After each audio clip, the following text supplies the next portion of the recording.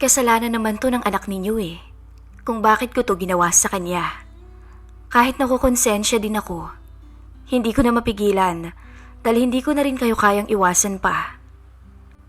Celia, ikaw lang naman ang inaalala ko. Baka mamaya may makaalam ng sikreto natin. Malaking kahihiyan yun para sa'yo. Wala na akong pakialam. Bastang importante sa akin ngayon. Kayo, huwag niyo na munang isipin yun. Sa ngayon gusto mo bang tabi tayo? Habang wala pa siya. Huwag ka nang mag-alangan pa. Halika na, mamaya bumalik na yun. Ang buhay ay parang isang malaking gulong. Minsan nasa ibabaw ka, masaya at sobrang kampante. Minsan naman ay nasa ilalim, nakakaramdam ng hirap, sakit at tila ba naghahanap ng liwanag. Hindi ko lubos akalain na darating ang araw na mararamdaman ko ang napakatinding bigat.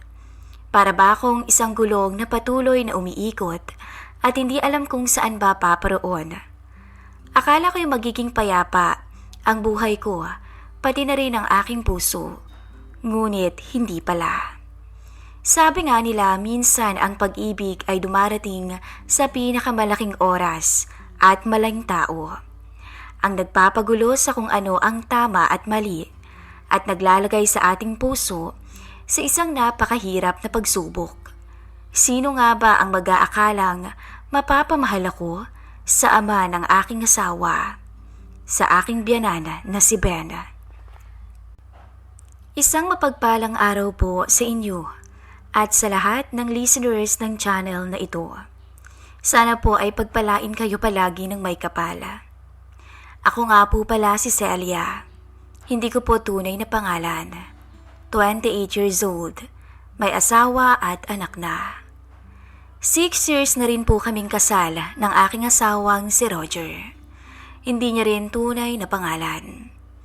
Sumulat po ako sa inyong programa, Miss Kay, dahil hindi ko na alam kung saan pa ako lulugar.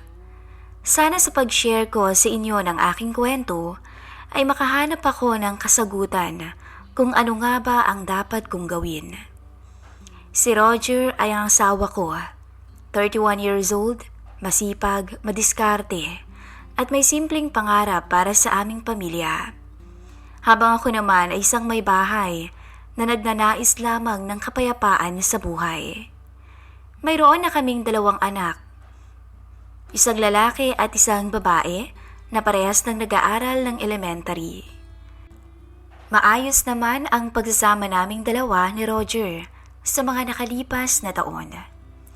Ang buhay namin ay simple lang. Hindi rin naman kami matatawag na isang kahig isang tuka. May sarili kasi kaming sakahan na inaalaga ang mag-asawa. Minsan ay nakakaraos, minsan naman ay hindi. Gayunpaman, hindi naman yon problema. Dahil madiskarte talaga si Roger, kung kaya't nasusolusyonan pa rin naman ang problema. Hanggang sa dumating ang araw na nagpaguho ng aking mundo. Hindi ko talaga akalaing makikita ko ang kalokohan ng aking mister kasama ang kumari naming si Elena.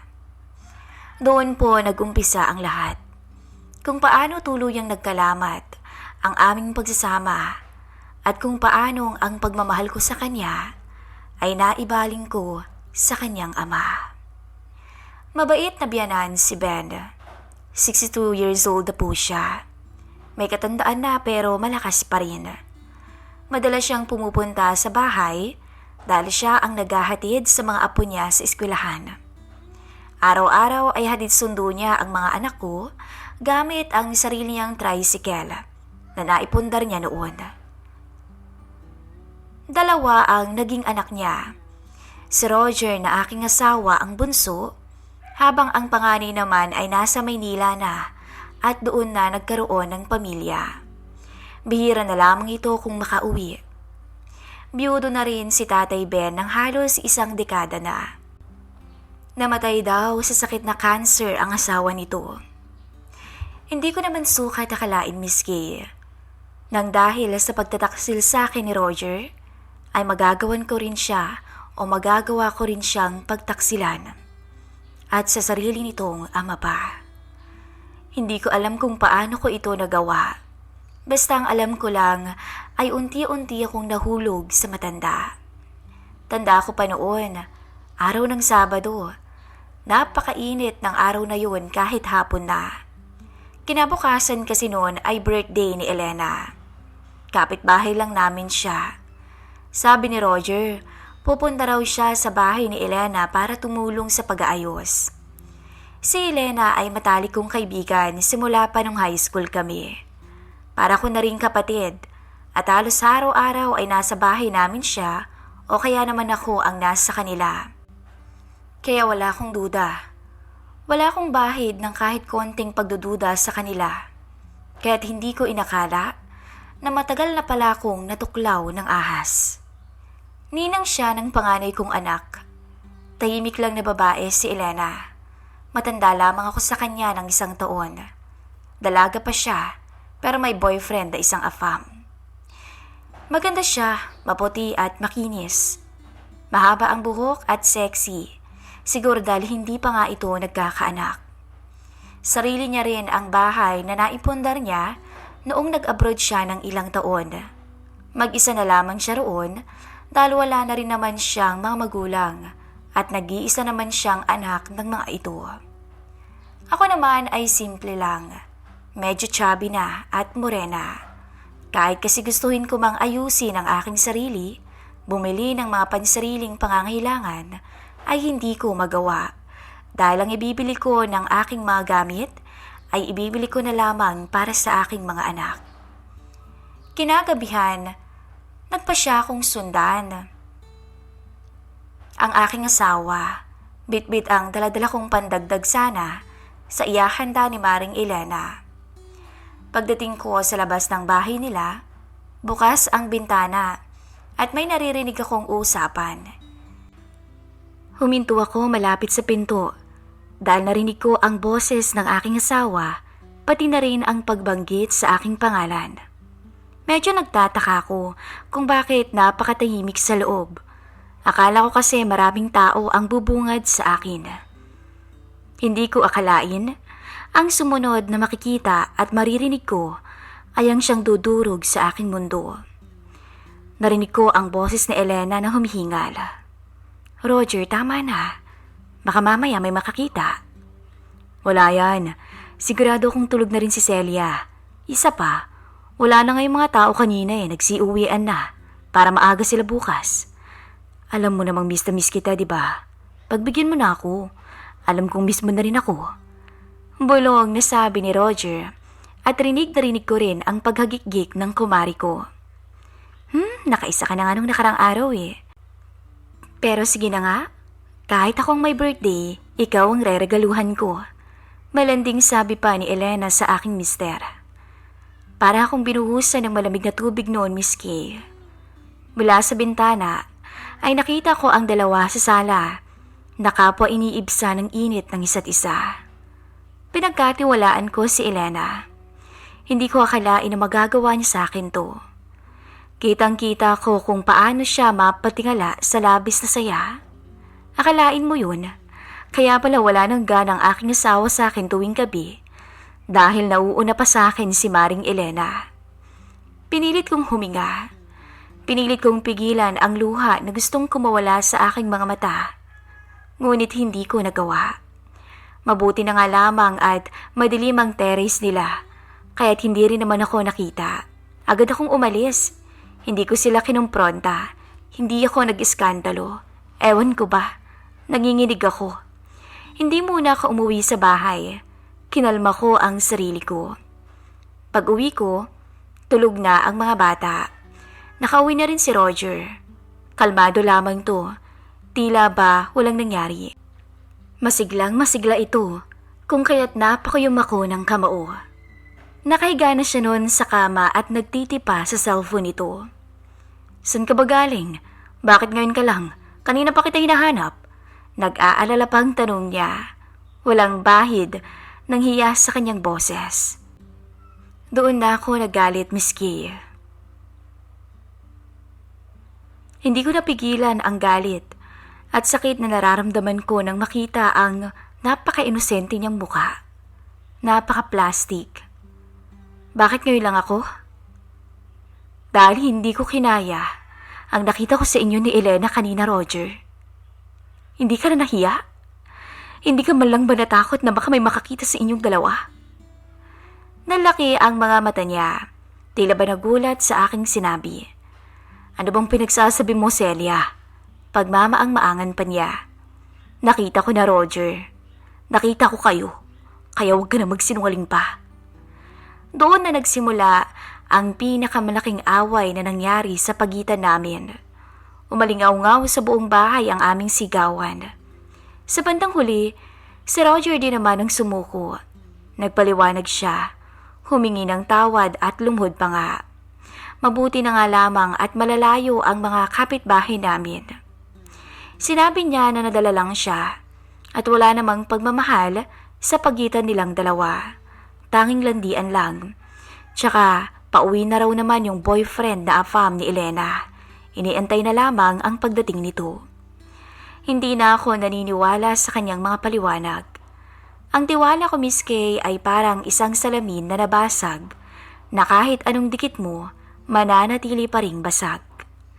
Ang pinakamasakit ay hindi lang ang sakit ng panloloko niya, kundi pati ang sakit ng panloloko ng matalik kong kaibigan. Mula noon, nagbago na ang lahat. Kahit anong gawin ni Roger para bumawi, parang may pader na humaharang na sa pagitan namin. Sinabi niyang hindi na sila nagkikita pa ni Elena. Umalis na rin kasi si Elena at tumungo raw ng Maynila. Hindi ko inalamang dahilan.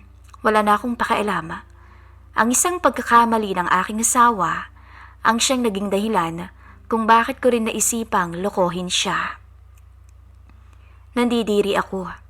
Tuwing magtatangka siyang halikan ako. Lagi akong galit. Sinubukan kong buuin ulit ang tiwala ko sa asawa ko. Pero nang minsang maiwan ito ang cellphone niya sa bahay at nakita kong nagkakausap pa rin sila ni Elena, ay tuluyan nang nawala ang amor ko sa kanya. Tuluyang nawala ang pagmamahal ko. Napalitan ito ng galit, sakit at pagkasuklam sa kanya. Alam kong mali pero hindi ko mapigilan. Nagigets niyo naman ako, di ba? Nagigets niyo ang galit na nararamdaman ko. Hindi na maibabalik ang tiwala dahil sirang-sira na. Sa gitna ng aking kalungkutan at pagkabigo, tanging pamilya ko na lamang ang nagsilbing sandalan ko. Pero hindi ko rin naman masabi sa kanila ang problema ko. Kahit papaano kasi, ayoko pa rin sirain ang imahe ng aking asawa sa kanila. Ang mga anak ko, sila ang dahilan kung bakit pa ako kumakapit sa relasyon namin ni Roger. Pero minsan, kahit sila hindi sapat para mapawi ang bigat sa dibdib ko. Doon na po pumasok sa eksena si Ben, ang biyanan ko. Dati rin siyang magsasaka, tahimik at mahilig magbasa ng dyaryo tuwing umaga habang nagkakape. Siya rin ang nagbigay sa amin ng pangkabuhayan ni Roger. Ipinamani niya kasi ang sakahan na inaalagaan nito noon sa amin. May edad na rin kasi si Ben, kung kaya't hindi na niya kaya pang asikasuhin ang sakahan. Isang araw, napansin niya siguro ang pagiging tahimik ko. Pumunta kasi ako sa bahay nila o sa bahay niya at ibinigay ang kanyang parte sa pag-aani namin ng palay. Kahit papaano ay binibigyan pa rin namin ang matanda. Biyudo na rin kasi ito at siya na lang ang nakatira sa lumang bahay nila. Matapos kong ibigay ang parte niya, ay agad itong nagpasalamat. Maya-maya ay nagtanong to. Ayos ka lang ba, Celia? May problema ka yata. May problema ba kayo ni Roger? Magsabi ka lamang, ha? Wala po ito, Tatay Ben. Huwag po kayong mag-alala, okay lang po ako.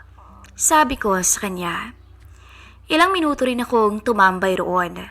Masasabi kong nakalimutan ko ang mga hinanakit ko sa dibdib ko. Palabiro rin kasi ang matanda, kung kaya tawang-tawa naman ako sa mga biro niya. Sa una, pinilit kong itanago sa kanya ang problema. Ngunit sa bawat tanong niya at sa bawat pag-aalala, unti-unting nadurog ang pader na itinayo ko. Isang hapon, kagagaling niya lang na maghatid sa mga bata. Wala si Roger ng araw na yon dahil kumuha ng abono. Tumambay muna siya at nakipagkwentuhan sa akin. Kung may problema ka, kayo ni Roger, nandito lang ako. Pwede mo akong sabihan, Celia. Napapansin ko lang kasi na hindi kayo nag-uusap na dalawa. Baka pati mga anak nyo maapektuhan yan. Sinabi kasi sa akin ng panganay mo, nag-aaway daw kayo palagi. Sa totoo lang, Iha, marami pa kayong pagdadaan ng mag-asawa. Kaya sana ay huwag kayong masira sa mga maliliit lang na problema. Doon ako tuluyang naiyak.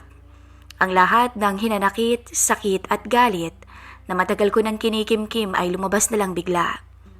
Si Roger ho kasi. Hindi ko pa masabi-sabi sa kanyang nangyari. Hirap na hirap ako. Nahuli ko sila ni Elena. Alam kong nagulat ang matanda sa aking sinabi. Hayaan mo. Kakausapin ko si Roger. Kumalma ka muna. Pakatatagan mo ang loob mo, Celia, para sa mga bata. Mula noon, Miss Kay, naging mas malalim ang ugnayan namin ng aking biyanan. Araw-araw, kapag nasa trabaho si Roger at ang mga bata ay nasa eskwela, magkasama kami ni Ben na tumatambay sa likod bahay. Nagkukwentuhan kami. Tila ba nakahanap ako ng kakampi ng mga oras na iyon. Nang mga panahong iyon, ay nakaramdam din ako ng kakaiba sa mga titig niya sa akin. Lalo na nung minsang pumunta siya sa bahay para sunduin ang mga bata dahil iyahatid niya to sa school. Bumungad siya sa harapan ko. Bagong ligo lang ako noon at nakatuwalya lamang. Kitang-kita ko ang paghagod nito ng tingin sa akin. Pero agad din naman siyang tumalikod nang makita ako. Pasensya ka na, Iha. Ang mga bata nakahanda na ba? Oho, sabi ko at ngumiti pa. Hindi ko alam kung bakit hindi ako nailang. Natuwa pa nga ako nang tingnan niya akong muli. Unti-unti, Miss Kay, nakita ko sa kanya ang mga bagay na tuluyang nawala kay Roger. Ang respeto, ang pag-unawa at ang presensya. Naibaling ko sa kanya ang pagmamahal na dapat ay sa asawa ko lamang. Unti-unti kaming nagkamabutihan. Ang panakaw niya ng tingin sa tuwing sinusundo niya ang mga bata ay ang siyang nagbigay sa akin ng kakaibang excitement. Hindi ko alam kung paano nangyari, Miss Kay. Basta isang araw, naramdaman ko na lamang na nag-iba na ang pagtingin ko sa kanya. Hindi na bilang biyanan o bilang isang ama na karamay ko, kung hindi, mas higit pa. Ang init ay unti-unting nagising sa pagitan naming dalawa. Nakakahiyaman, Miss Kay. Nakakadiri at alam kong mali sa iisipin ng iba. Mali na mahulog ang loob ko sa kanya dahil ama siya ng aking asawa. Pero sa gitna ng aking kalituhan, ay siya ang nagbigay sa akin ng liwanag. Siya ang nagparamdam sa akin na may halaga pa ako, na may nagmamahal pa sa akin at hindi ako nag-iisa. Isang gabi, habang nag-uusap kami sa aming likod bahay, ay bigla siyang nagsalita. Celia, wala na ba talagang tsansa na magkaayos kayo ng anak ko para na lang din sa mga bata? Isipin niyo na lamang ang mga anak ninyo. Masyado pa silang bata para maghiwalay kayong dalawa. Hindi ko ba ho alam eh. Magkasama pa rin naman kami at katulad pa rin naman ng dati. Ang pinagkaiba na lamang, hindi na bilang mag-asawa. Nagbago. Hindi ko pa siya kayang patawarin. Alam ko namang naiintindihan niyo ako, hindi ba? Kasalanan naman ng anak ninyo eh. Kaya pala bihira na lang niya akong pasayin sa kama dahil may iba pala siyang pinapasaya. Alam ko namang mas maganda sa akin si Elena. Mas sexy, maputi, makinis. Pero hindi ko naman yata deserve na lokohin ang 2 taong pinagkakatiwalaan ko, hindi ba? Alam ko, Iha, masakit ang pinagdadaanan mo at ako man ay nahihiya sa ginawa ng anak ko. Hindi ko alam kung bakit ako napatitig sa kanya noon, Miss Kay. Basta parang bigla na lamang kong nakaramdam ng kakaiba. At ang mga sumunod na nangyari, ang bagay na hindi ko makakalimutan. Bigla ko siyang hinalikan sa labi. Tumanggi pa noon ang matanda. Sandali lang, Celia. Nabibigla ka lang. Mag-isip ka ng mabuti. Ayaw mo ba? Alam kong ilang taong ka ng biyudo. Hindi mo ba gustong matugunan ulit ang pangangailangan mo na ilang taon mo nang hindi nararanasan? Kung nakukonsensya ka dahil anak mo ang asawa ko, kalimutan mo na yun dahil kasalanan niya kung bakit ko to gagawin. Tara na, habang hindi pa nakakabalik si Roger. Hinata ko siya, Miss Kay, at nagtungo kami sa kubo malapit sa bukid. Tama, doon ko siya dinala. Ayokong tumulad kay Elena na sa bahay lang nagpatikim. Naroon ang mga anak ko at ayokong makita nila ako. Sa loob ng kubo ay agad akong nahiga sa papag, sa katre, na kahit matigas ay hindi alintana. At doon, tuluyan kong inalay ang sarili ko sa matanda. Nagsimula ang mga patagong tinginan namin, ang mga lihim na paghaplos, mga nakaw na sandali kung saan kami lang dalawa. Ang bawat halik, yakap ni Ben, ang siyang nagparamdam sa akin ng kaligayahang hindi ko maipaliwanag. Hindi ko pinagmamalaki ang nagawa ko, Miss Gay. Talalam kong malaking kasalanan to sa mata ng karamihan, lalo na sa itaas, at nakakahiya kapag may nakaalam ng lihim namin. Pero hindi ko na rin kasi mapigilan ang aking sarili. Masyado na akong nahuhumaling sa kanya. Samantala, si Roger ay nagpatuloy na bumawi sa akin. Hindi niya alam ang nangyayari sa pagitan namin ng kanyang ama. Nagtataka na rin siguro siya kung bakit bigla akong nagbago. Ang malamig kong ekspresyon ay tila naglaho at napalitan ng kasiglahan. Lagi na akong nakangiti at minsan na lamang kong magalit sa kanya. Alam kong nagtataka na siya sa inaasta ko, ngunit wala akong pakialam. Minsan ay niyaya niya akong pumunta sa bayan upang mamasyal kaming mag-anak, ngunit tumanggi ako. Ang nangyari, silang tatlo na lamang ang umalis papunta ng bayan habang kami naman ay naiwan at nagpakasasa sa isa't isa ni Ben. Para akong baliw na ng mga oras na yun. Pero sa bawat araw na niloloko ko ang aking asawa, ay unti-unti akong nakaramdam ng konsensya. Mas nararamdaman ko pa to kapag nakikita ko ang asawa ko na bumabawi sa akin at naglalambing. Aaminin kong galit ang nararamdaman ko para sa asawa ko dahil sa ginawa niyang panloloko sa akin. Ayoko na sa kanya. Nawala ng lahat ng tiwala at pagmamahal ko. Ang pagmamahal ko sa kanya ay hindi na may babalik. Pero nalilito pa rin ako, Miss Kay. Nawala na nga ba ang pagmamahal ko sa mister ko? O sadyang nilamon lang ako ng galit ko para sa kanya? Mahirap magtago ng lihim kapag nasa probinsya ka. Maliit lang kasi ang aming barangay, kung kaya't ang mga mata ng kapitbahay namin ay palaging nakamasid. Parang mga CCTV, 24 hours na nakabantay sa buhay mo. Kaya naman ang aming lihim na pag-iibigan ni Tatay Ben ay hindi nagtagal. Hindi ko alam kung paano nila nalaman o kung sino nga ba ang nakakita. Basta't isang araw, umuwi si Roger mula sa sakahan na sobrang galit na galit. Ang mga mata niya ay nag-aapoy at ang boses niya ay nanggigigil sa galit. Totoo ba, Celia? Totoo bang mga sinasabi nila? Kayo ni Tatay, may relasyon daw kayo. Alam mo bang kayo lamang ang chismis sa labas? Para akong binagsaka ng langit ng mga oras na yon. Nandoon ang mga oras na yun si Ben at tahimik lang na nakikinig sa amin.